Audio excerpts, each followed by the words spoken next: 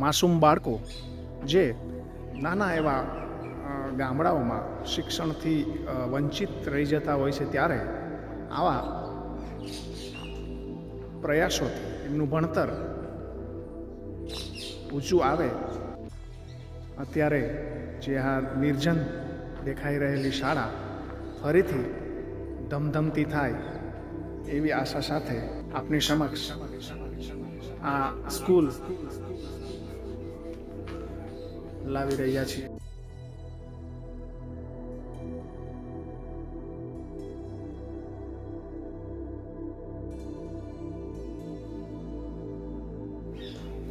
હાલો દોસ્તો, આપણે હમણાં આલિદ્રા ગામની પેસેન્ટર શાળામાં છે. આ શાળા પોતાના 100 વર્ષ પૂરા કરવા જઈ રહ્યું છે. એ પહેલાં 98 વર્ષમાં જ આ સ્કૂલનું ડિમોલેશન થવા જઈ રહ્યું છે. ત્યારે આ સ્કૂલની એક મેમોરેબલ કે એક યાદગીરી માટે આ જે તમને જે દેખાઈ રહ્યું છે જૂનું બિલ્ડિંગ જ્યારે પડી જશે અને ત્યાર પછી નવા બિલ્ડિંગનું નિર્માણ થશે, એ પહેલાં આપને અમારા માધ્યમથી આ સ્કૂલ અને સ્કૂલ વિશેની જે માહિતી છે એ તમારી સમક્ષ શેર કરવા જઈ રહ્યા છે. આ સ્કૂલનું નિર્માણ લગભગ 98 વર્ષ પહેલાં, એટલે કે રાજાશાહી વખતમાં થયેલું હતું. આ સ્કૂલ અહીંના દરબારશ્રી જે અમરાવાડા હતા, એમને આ જે દેખાઈ રહ્યા છે એ સૌથી જૂના દોસ્તો, એકદમ જૂના ક્લાસરૂમો છે. નીચે 2 છે, ઉપર 2 છે. એ અમરાવાડાએ એક ગામને ભેટ આપેલા હતા કે ભાઈ ગામના છોકરાઓ ભણી અને આગળ વધે. આ પ્રાથમિક શાળામાં મધ્યાહન ભોજનની શરૂઆત લગભગ 36 વર્ષ પહેલાં 1984થી થયેલી હતી. ગુજરાતી માધ્યમના સોશિયલ સાયન્સ નામના વિષયમાં સર્વોચ્ચ અદાલત નામનો એક પાઠ ભણાવવામાં આવે છે. એમાં પણ આ મધ્યાહન ભોજનનો ઉલ્લેખ કરવામાં આવ્યો છે. અમોને મળેલી માહિતી મુજબ આ સ્કૂલમાં વર્ષો પહેલાં એક દેવજી રામજી મકવાણા કરીને કંડોળા ગામના પ્રિન્સિપલ હતા. એ પછી શ્રી વજયશંકરભાઈ નરભેરામ ત્રિવેદીએ પણ પોતાના ઘણા વર્ષો અહીંયા એમની ફરજ બજાવેલી છે.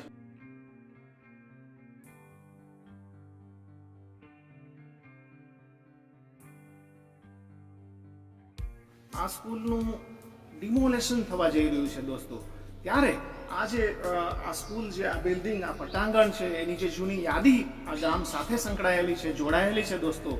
એક કડી સ્વરૂપ આ જે પ્રાથમિક શાળા છે આલિદ્રાની, અહીંના ઘણા બધા જે શિક્ષકો છે, હાલના પણ શિક્ષકો છે, એને પોતાનું એવું યોગદાન આપ્યું છે અને અત્યારે જે આપી રહ્યા છે એ વિશે પણ અમો સગળી માહિતી તમારા સુધી પહોંચાડશું. આલિદ્રાના બધા છોકરા પડી ગયા છે. મેં આલિદ્રાની અંદર 35 વર્ષ સર્વિસ કરી. અત્યારે સાહેબ શ્રી એકદમ નિવૃત્ત જીવન જીવી રહ્યા છે. આપ જોઈ રહ્યા છો બંને પતિ પત્ની જે દંપતી છે એ સારી રીતે અહીંયા દોસ્તો ગામના જ વાતાવરણમાં રહી રહ્યા છે. આવી એક બહુ જૂની યાદી એક સંભાળનું બની રહે એવા પ્રયાસથી આજે અમે આપને આ સાહેબ શ્રીને મળાવી રહ્યા છીએ. દેવાનંદ મંત્રી હોવા છતાં મને ગુરુ તરીકે માનતો. મેં એને દેવાનંદ નથી કીધું, મંત્રી હતો. અહીંયા જઈએ આવે તો હજી સુધી બધું દક્ષિણા થઈ જાય. આમના જમાનામાં પણ સાહેબશ્રીએ પણ આજે જે ગામના જે એ સમયના જે બાળકો હતા એમને પણ આવી રીતે આગળ લઈ જવામાં પોતાનો દોસ્તો સારો એવો ફાળો આપ્યો છે. પ્રભુ કૃપાથી બધા હેરેલા દેવી જેઠો મારી બાબત પ્રગતિનો આધાર આલિદ્રા બ્રહ્મચારી બાપુના આશીર્વાદ. જી, આખા ગામમાં બાપુ ઘેરે ઘેરે ભિક્ષા લેવા જતા. પછી એમાં રાજા કે રપનું ગણતા નહીં. ઝાલાવાડિયા સાહેબ પાસેથી આપણે જાણશું એમની શિક્ષકની કારકિર્દીમાં લગભગ 38 જેવા વર્ષ સુધી એમણે એ શિક્ષણ જગત સાથે સંકળાયેલા હતા અને આ જે પેસેન્ટર શાળા છે એમાં પણ એમણે 29 વર્ષ સુધી પોતાની ફરજ બજાવીને એક શિક્ષક અને એક પ્રિન્સિપાલ તરીકે પણ સારી એવી પોતાનું યોગદાન આપ્યું છે. તો આવો આપણે એમની પાસેથી જાણીએ કે આ સ્કૂલ, આ શિક્ષણ, જે પહેલાંનું જે શિક્ષણ હતું એ અત્યારનું શિક્ષણ વગેરેની તમામ માહિતી આપણે સાહેબ પાસેથી લઈએ. મારું નામ કાંતિલાલ પી ઝાલાવાડિયા છે અને 1978થી હું આલિદ્રા પે સેન્ટરની અંદર આસિસ્ટન્ટ શિક્ષક તરીકે જોઈન થયો હતો. એ સમયે નરભયશંકર ત્રિવેદી આચાર્ય હતા અને ત્યારે બાળકોની શાળાની અંદર સંખ્યા પણ 500 થી 600 જેટલી હતી અને સાથે સાથે 20 થી 25નો શિક્ષકોનો સ્ટાફ પણ હતો. પણ ત્યારે જે આત્મીયતાથી કામ થતું હતું અને ગામની અંદર પણ એટલો સહયોગ મળતો હતો કે અમને કામ કરવાની ખૂબ જ મજા આવતી હતી. બાળકોની અંદર સારા સંસ્કારોનું સિંચન કરવા માટે થઈને અમે બધાએ એકનિષ્ઠ થઈ અને કામ કરતા હતા અને શિસ્ત અને સંસ્કારો એ બાળકોમાં નિયમિત રીતે આવે એના માટેનો અમારો પ્રામાણિક પ્રયત્ન હતો અને 100% સ્ટાફ સ્થાનિક રહીને પોતાની ફરજ બજાવતો હતો. એક આદર્શ ગામના એક આદર્શ શિક્ષક તરીકે જે ઝાલાવાડિયા સાહેબ આપને જે આ સગળી માહિતી આપી રહ્યા છે, તો એ વધારે આપણે એ શિક્ષણ અને શિક્ષણના કાર્યો વગેરેની માહિતી પણ એ પાસેથી જાણીએ. અંદરોઅંદરની આત્મીયતાને કારણે અમે સારી રીતે કામ કરી શક્યા અને નવોદયના વર્ગો પણ એટલા વ્યવસ્થિત ચલાવી અને આલિદ્રા પે સેન્ટરમાંથી અમને 17 બાળકોને સિલેક્ટ કરીને પોરબંદર મોકલ્યા હતા. જોવું અને અવલોકન કરવું એ બેની વચ્ચેનો તફાવત પણ અમે સમજાવતા. પ્રત્યક્ષ દર્શનથી ખબર પડે કે આપણે બરોબર અવલોકન કર્યું હોય તો ગમે ત્યારે આવીને એ બાળક પોતાના વર્ગખંડની અંદર કે પ્રાર્થના ખંડની અંદર એ પોતાનું પ્રેઝન્ટેશન રજૂ કરી શકે અને અનુભવી પોતાના જીવનમાં એપ્લાય કરી શકે.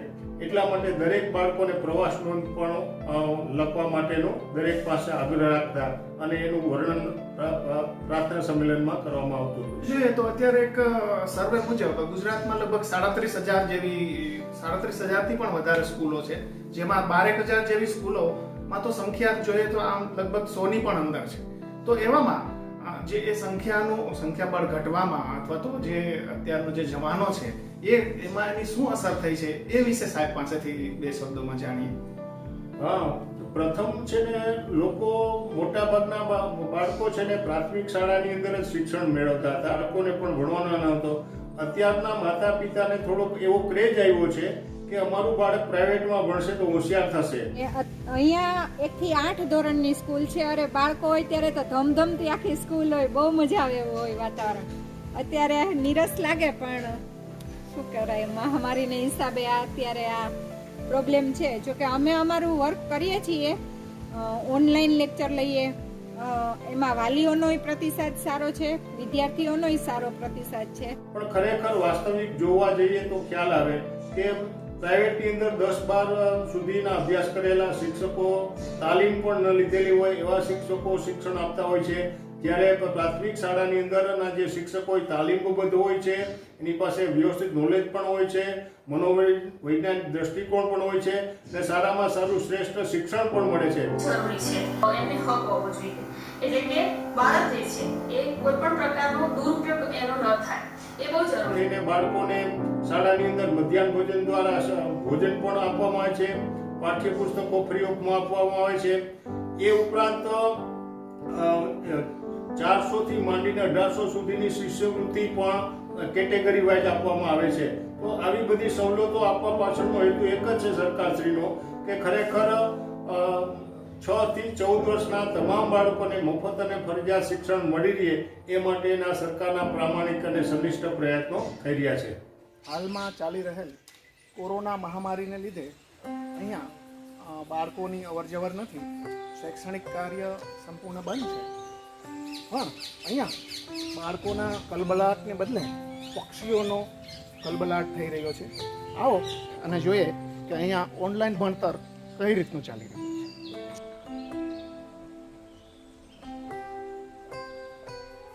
હવે બધા હારે ગાશું. હાલો બેટા, આપણે ફર્સ્ટ પોએમ આપણે રોજ ગાઈએ છીએ ઈ ગાતા ને, ઈ છે એકદમ સહેલી છે, બધા ગાશું. હા, Hop a little, jump a little, 1, 2, 3. Run a little, skip a little, tap your knees. Bend a little, stretch a little, nod your head. Yawn a little, sleep a little in your bed.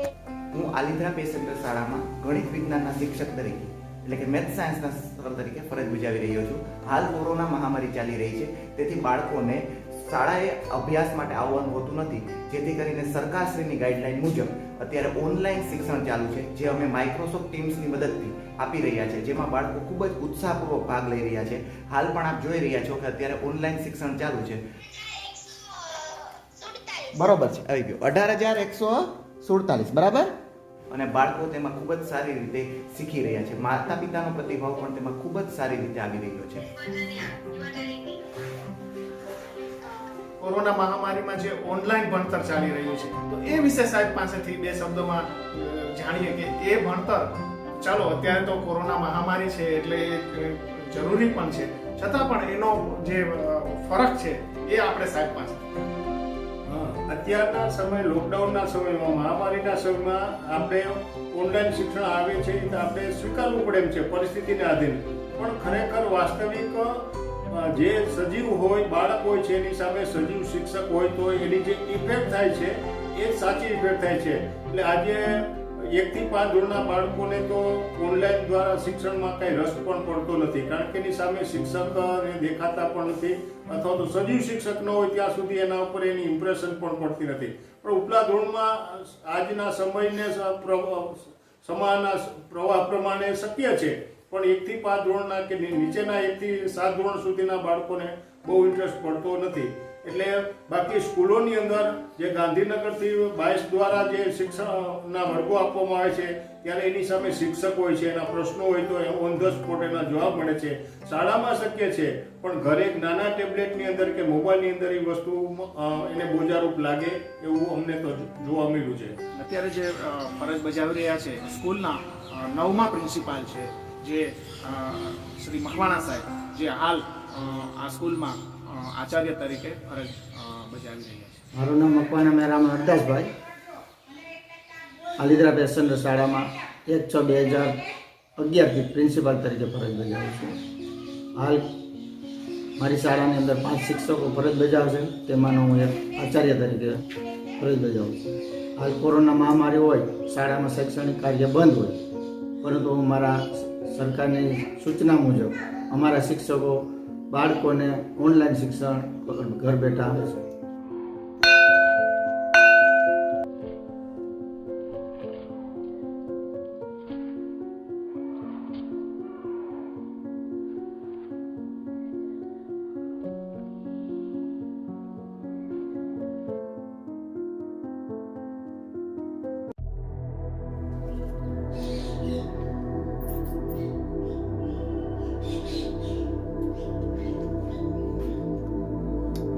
આચાર્યશ્રી તેમજ શિક્ષકગણના room પછી લગભગ બધા વારાફરતી ધોરણો ચાલુ થતા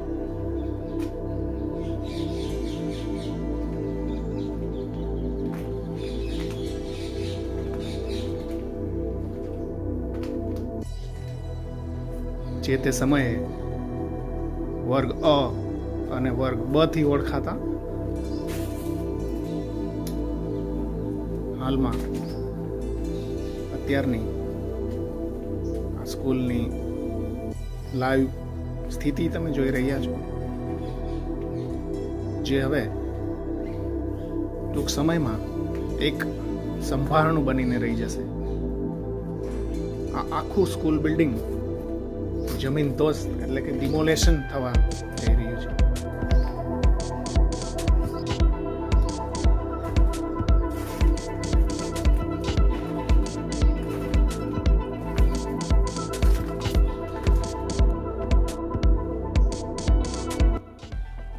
એક જમાનામાં અહીં પણ એક સીડી હતી અને અહીં પણ એક પ્રવેશ દ્વાર જે દેખાય છે ત્યાંથી પણ બાળકોની અવર જવર થતી.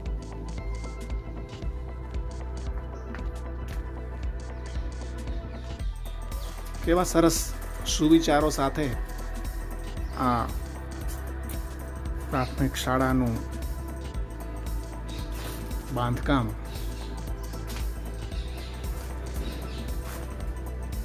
કેવી દયાજનક સ્થિતિમાં છે. આપણે કેમ ના ફરી જાગૃત થઈ અને જે વર્ષો પહેલાં જે શિક્ષણ પદ્ધતિ હતી એમને અનુસરીને આપણા બાળકોને ફરી આ જે સરકારી સ્કૂલ છે એમાં એમનું ભવિષ્ય ઉજ્જવળ બનાવવા પહેલ કરી શકાય. જો આપણા બાળકોને ફરી અહીં અભ્યાસ કરવાનો એક પહેલ કરીએ તો પહેલાંની જેમ સારી એવી સંખ્યામાં અહીંયા બાળકોનો ખલબલાટ સંભળાઈ શકે છે.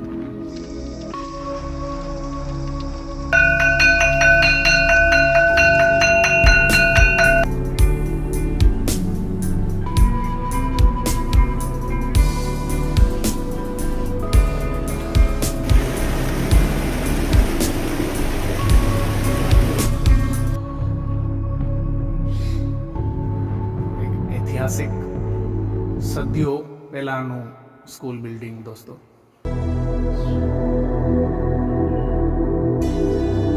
જે હવે જમીન દોસ્ત થવા જઈ રહ્યું છે.